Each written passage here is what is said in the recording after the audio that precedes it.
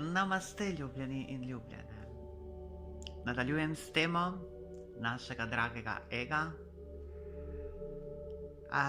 Te velike iluzije, ki vsekakor nas, ki smo na duhovni poti samorazvoja, samouresničenja, se neprestano z njim soočamo kot eno največjih iluzij, ali kot bi Jezus rekel, največji sovražnik je v vas. To ste vi, oziroma neidentificirano rečeno, to je ego, kar jaz nisem. Je nekaj, kar je v meni in je dobilo življenje. Lažno, umetno življenje, umetno dihanje. Torej, danes grem s temo o lažni dobroti, o ego dobroti. In sicer, kako ta ego zna igrati humanitarca iz občutka dolžnosti in občutka krivde. Poznamo tudi iz občutka strahu, sramu in ostalih občutkov, zakaj je človek dober, recimo strah pred peklom, strah pred karmo, zaradi sramu največkrat zaradi tega, ker se bojimo, kako bo reagirala okolica, duhovna ali religijska skupnost, kdorkoli. Torej, iz sramu delamo dobra dela, da bi bili spoštovani. Torej, ta sram nekako poriva človeka, da bi delal dobra dela skupnosti. Lahko je tudi strah, kot smo rekli. Največkrat, ko se ljudje osvobodijo tudi občutkov sramu in strahu in ne delajo več dobra dela ali humana dela zaradi strahov ali sramu, pa se začne v bistvu najgloblja, po mojem spoznanju, lahko je še globljejša, tako da dopuščam to možnost, iz občutka krivde, dolžnosti. Tu je zelo zanimivo vedenje, čustveno vedenje, da delamo stvari iz ali samosmiljenja ali usmiljenja. Ne govorim o terminu božanskega usmiljenja, ki temelji na brezpogojni ljubezni, na sočutju. To usmiljenje je ena čisto druga v bistvu kategorija, ki jo ne želim mešati v človeško usmiljenje, ki ima vzrok v občutku krivde, v strahu, sramu in občutku dolžnosti.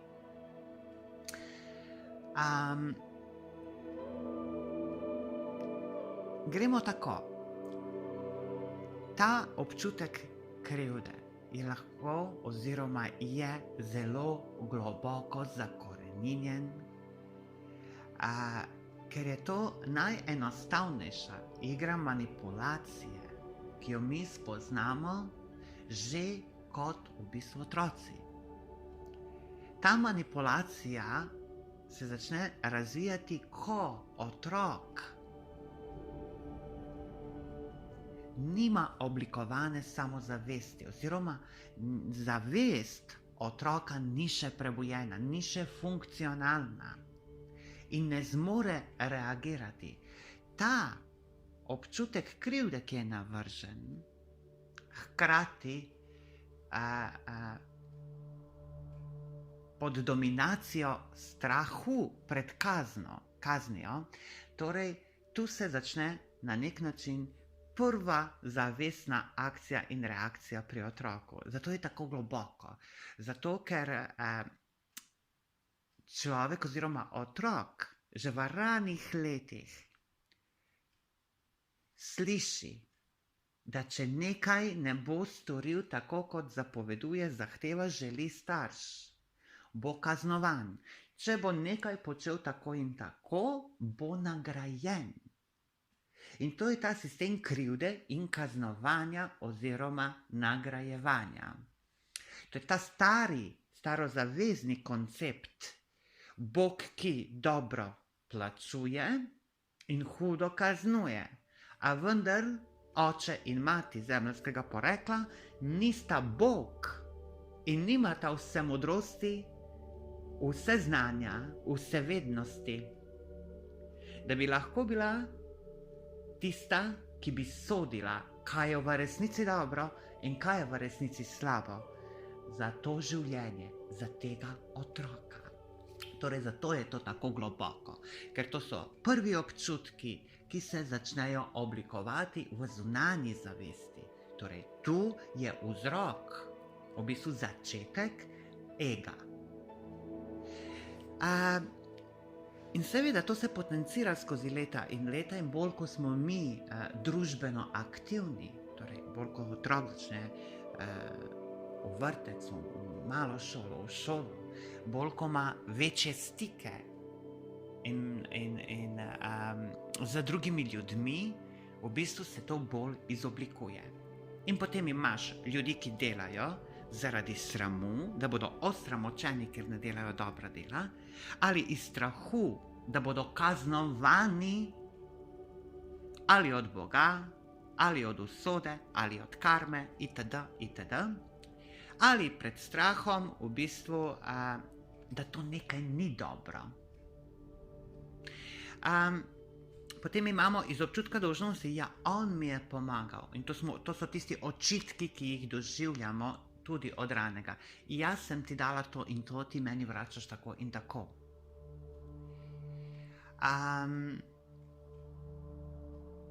In potem občutek krivde, ki je v bistvu na nek način lahko tudi skupek vseh teh in strahu in sramu in dolžnosti. Temeljeno pa je na zlorabi besede oziroma kvalitete, ki jo imenujemo usmiljenje. Usmiljenje, božansko usmiljenje. Torej ne to, ki deluje iz občutka krivde, dolžnosti, strahu in sramu. Torej, kaj se zgodi? In zakaj veliko, bomo rekli, ljudi, ki delajo dobra dela, dobijo negativni feedback? Zakaj se ravno zgodi, da človek, ki je brez kakršnekoli računice pomagal nekomu, tako je navidezno brez računice, pomagal nekomu, a ta mu zavestno vrača nasprotje?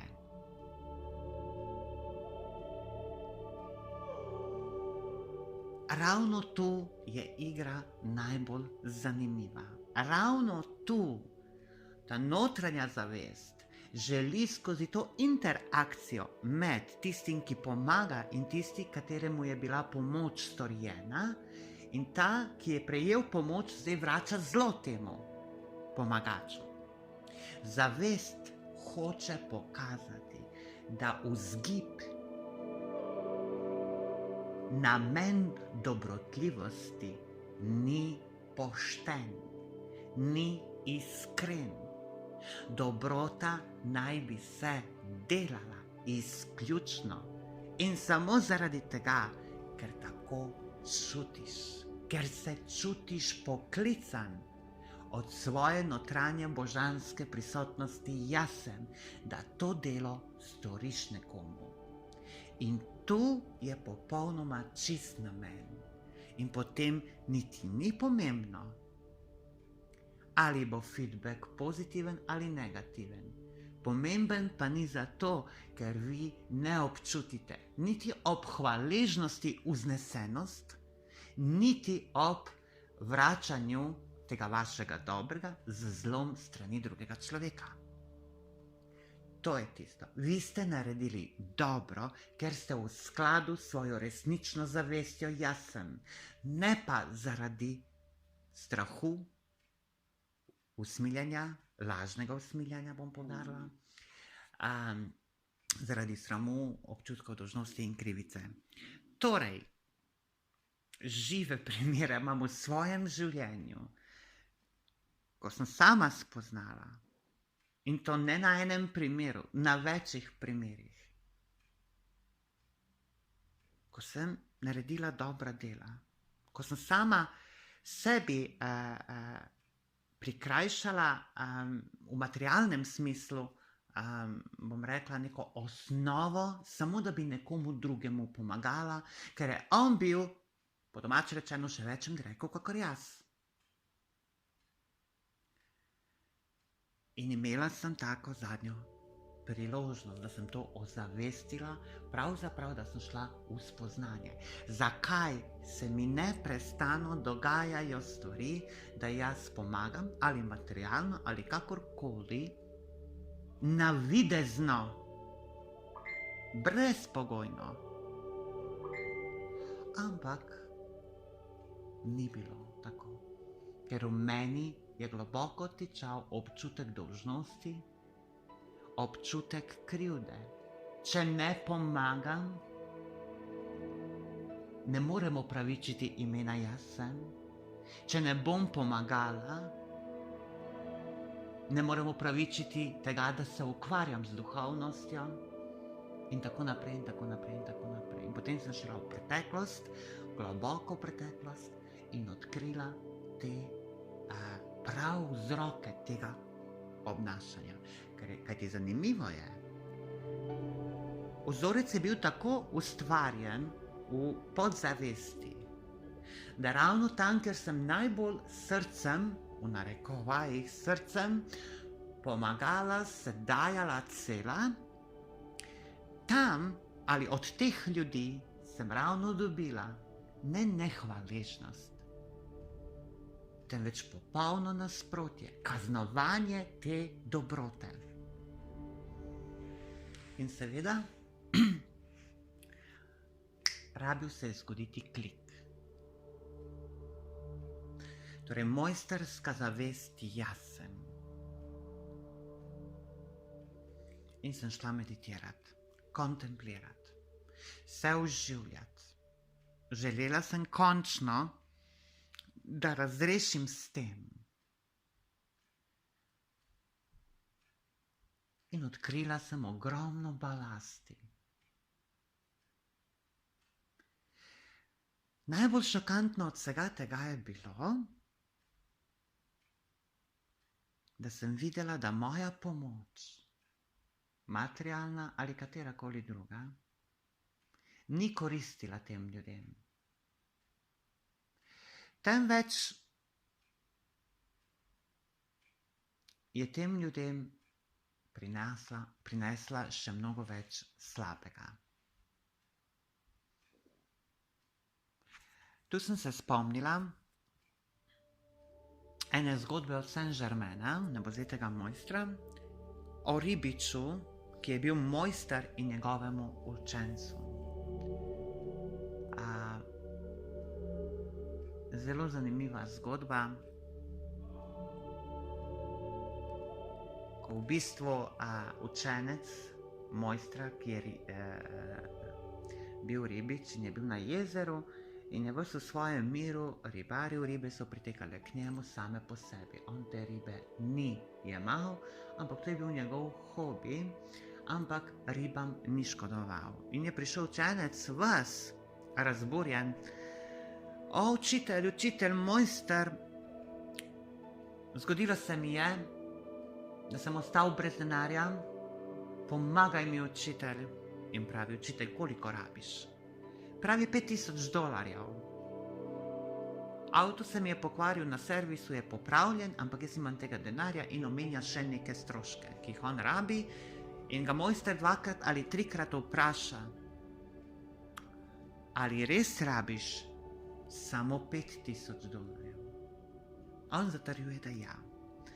Mojster kot mojster, ki manifestira iz etra v to stvarnost, iz žepa potegne točno $5000 in mu da.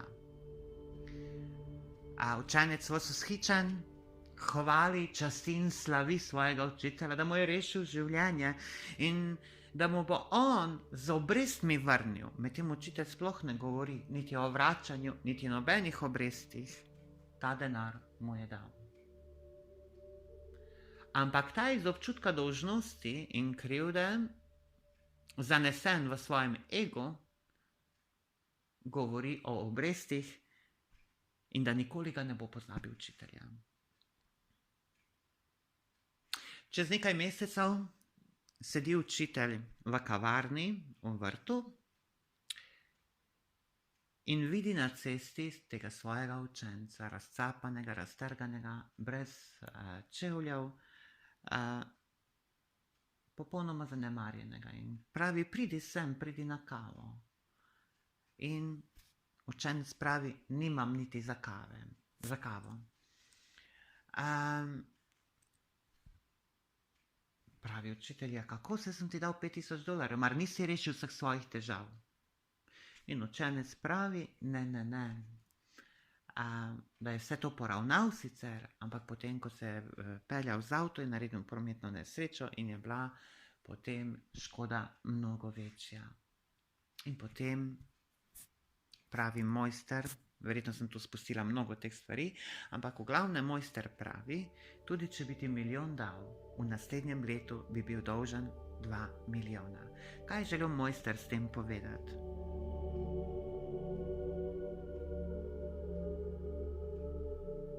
To je zelo pomembno spoznati. Torej, tudi če bi dal $1 milijon učencu svojemu, bi ta čez 1 leto se vrnil z 2-milijonskim dolgom.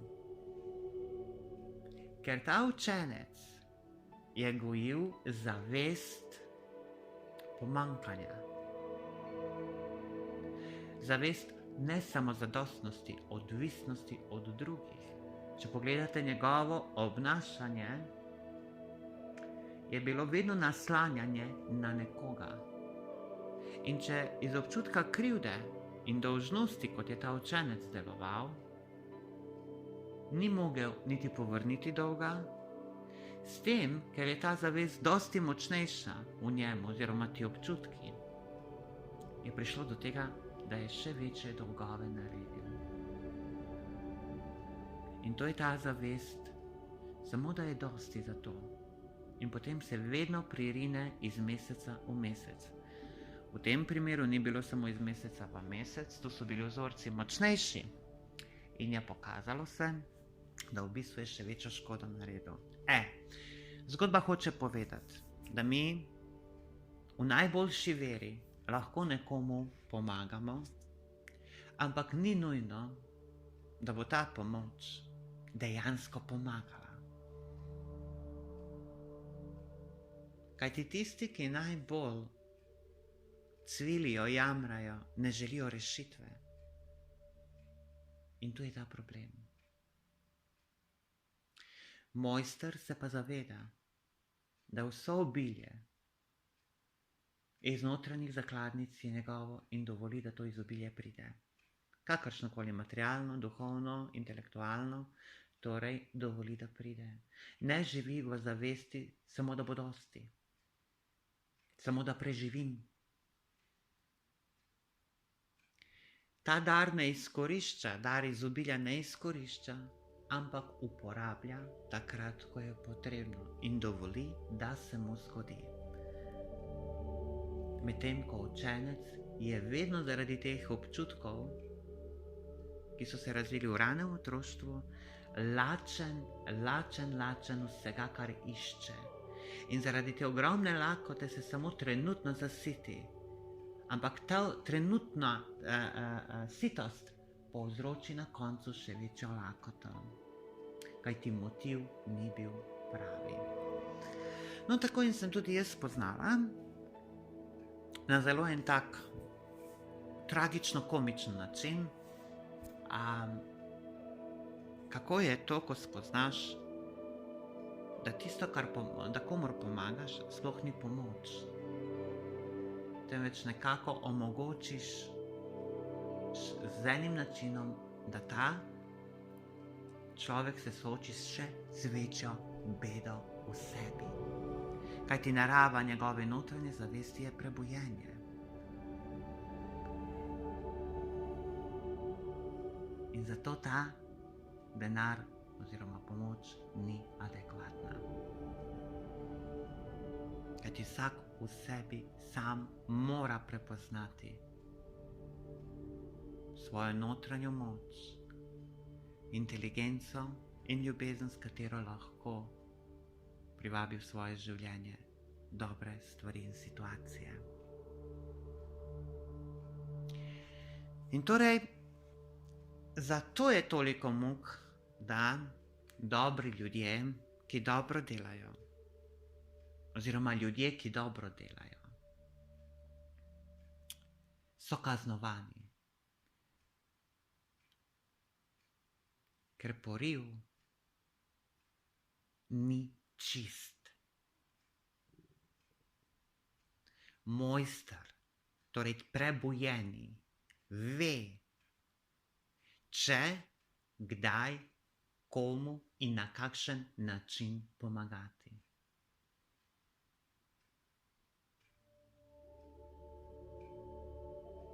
In zaradi tega nima niti občutka krivde, kaj ti vidiš širšo sliko. To širšo sliko jaz v svojem življenju nisem videla. Ker sem iz občutka krivde in občutka dolžnosti v posebnih situacijah delala nekaj dobrega za nekoga. Ta nekdo pa me je kaznoval. In to je to. Ego dobrota je samo še ena iluzija. Ego dobrota ustvarja v začetku, ampak kratkočasno, kratkotrajno, občutke zadovoljstva, spokojnosti, harmonije. Ampak to ne more biti stabilno in ne more trajati, ker poriv za to dobroto ni čist. Delati dobro je treba iz ljubezni, iz modrosti, iz mojsterske zavesti. Ne pa iz strahu, da bomo kaznovani, ne iz sramu, kaj bodo drugi rekli, ne iz občutka dolžnosti in krivde. Kajti vedno, če tako delamo, bomo kaznovani. Ne od Boga, to je enostavno en vzvod zavesti za prebujenje.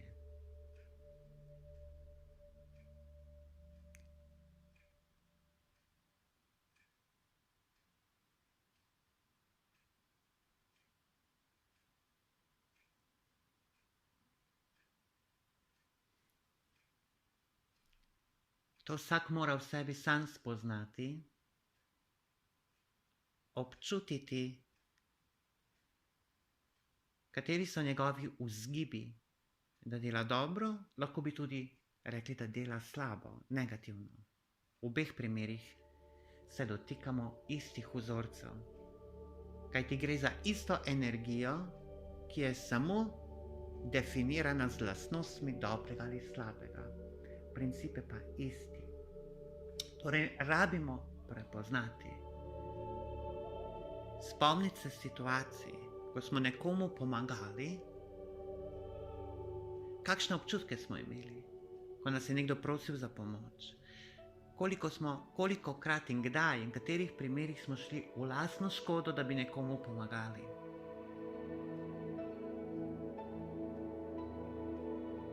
To lastno oziroma samo manipulacijo je treba prepoznati.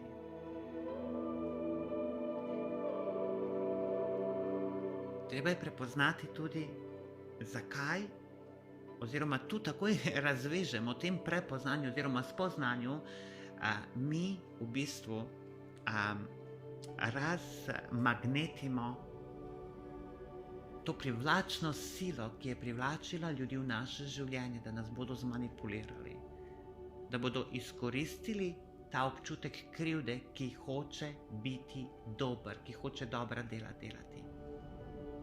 In ko je ta občutek krivde, občutek dolžnosti, strahu ali sramu odstranjen, potem ne moremo več pritegniti v svoje življenje manipulativne ljudi, ki bodo izkoristili to slabost v nas. Takrat se zgradi mojsterski del zavesti glede del udejanjanja nekega dobrega dela. Torej, po notranji modrosti, širšo sliko, potem naredimo nekaj dobrega, če smo resnično od znotraj poklicani za to. Če to naredimo iz čistega, ljubeznivega zadovoljstva, zunaj ega in njegovih okvirjev, brez kakršnega koli pričakovanja. Tukaj si, da daješ, ne da prejemaš. Tisti zakon prejemanja in dajanja velja na eni stopnji, ampak tisti, ki so se odločili preseči svoj ego, pridejo v stanje mojsterske zavesti oziroma potujejo v to stanje mojsterske zavesti, ko vedo, da niso tukaj, da bi prejemali od zunanjega sveta niti sodbo, niti kritiko, niti pohvale. Tukaj so, da svetijo. Tukaj so, da dajejo, kakor daje popolni in neizrekljivi. Prejemnik, torej mojster, učenec, jaz sem, je edino prejemnik od njegove lastne božanske prisotnosti jaz sem. Ker njemu prisotnost jaz sem daje brezpogojno in neomejeno in ta tudi prejema brezpogojno in neomejeno.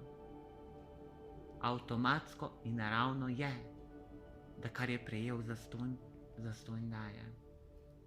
Torej, kaj je tukaj zastonj?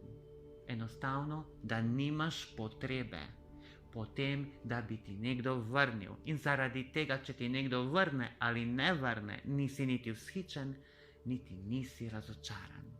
V tem je fora. Tako, ljubljeni moji, evo, še eno stvar ega smo razkrinkali. Rada vas imam in ohranjajte se v svoji mojsterski zavesti jaz sem. Namaste.